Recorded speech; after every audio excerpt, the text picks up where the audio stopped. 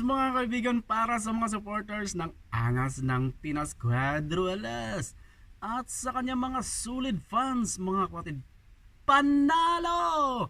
Bayan knockout. Ang angas ng Pinas mga kaibigan. Panalo sa kanyang tune-up fight at saka sa kanyang 8th round fight mga kaibigan. Well, ano ang nasa dako pa roon? Ano ang magiging future ng kanyang boxing career mga kaibigan? Ngayong nanalo siya. Pag-alamanan natin last fight na ito sa kanyang kontrata with Kamida Promotions at i-renew ba ito? Or aabangan na lang natin ang mangyayari? Well, sa mga pumusta, paldong-paldo na naman si Cuadro Alas at ang mga pumusta sa kanya. Panoorin natin ang highlights ng kanyang laban. Nako, paldo-paldo kayo ha. Maganda yung New Year natin.